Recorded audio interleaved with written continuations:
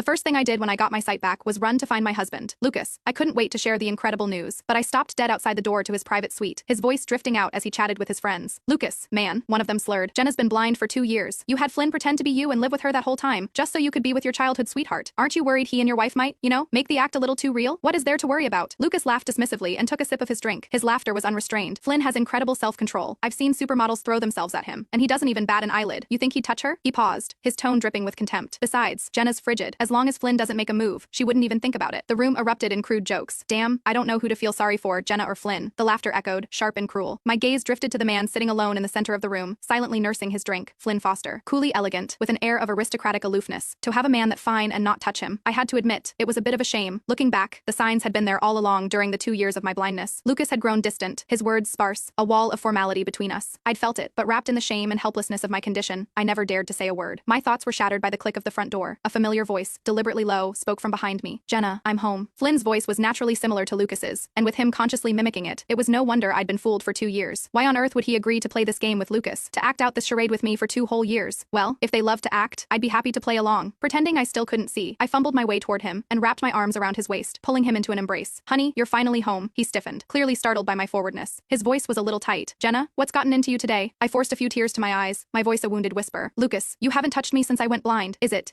because you don't want me anymore? Flynn's expression faltered. He softened his tone, trying to soothe me. No, you're overthinking it. The accident 2 years ago was hard on your body. I was just worried you couldn't handle it. My body's fine now, I purred, my voice dropping. I can handle it. My fingers fumbled their way to his shirt, unbuttoning it, my palm pressing against the solid warmth of his chest. Honey, it's been 2 years. You must have been working so hard to hold back, haven't you? Flynn's Adam's apple bobbed. His voice was raspy. Yeah, it's been fine. I blew a soft breath against his throat. So, what if we? Before I could finish, his phone rang, shattering the moment. I should get this. Flynn let out a breath he seemed to have been holding and walked out to the balcony with his phone. I crept to the window, listening as Lucas's lazy voice crackled through the speaker. Flynn, grandfather's birthday is tomorrow. You're on duty. We'll switch. Flynn paused for a beat. Fine. Haven't swapped with you in months. Catch me up on what's been going on with you and Jenna so I don't blow my cover. I could hear Lucas's friends laughing in the background. Come on, Lucas, one of them teased. Juggling your wife and your true love. Who's more important to you, really? Lucas let out a cold, cynical laugh. Are you kidding? How could you even compare Jenna to Savannah? Jenna threw herself at me for years. I couldn't get rid of her if I tried Savannah. She's the one I fought for. If my grandfather didn't have such a soft spot for Jenna, I never would have married her in the first place. His words hung in the air, each one a shard of ice in my heart. A bitter, self-mocking laugh tried to escape my throat. He was right. I had chased him for years. From 16 to 26. A decade of my life spent running after him. I'd finally gotten my wish and married him, only to find that the man sharing my bed every night was his best friend. For 2 years, my life had been a pathetic, cosmic joke. That night, I wrapped myself around Flynn and slept in his arms. I could feel the tension radiating from his body, his muscles rigid all night long. When I woke the next morning, Flynn was gone. In his place stood Lucas, dressed impeccably, a smile plastered on his face. You're awake? Get up, get ready. We're going to grandfather's birthday banquet. I stretched lazily and said, honey, you were too tense last night. You were pressing on my back.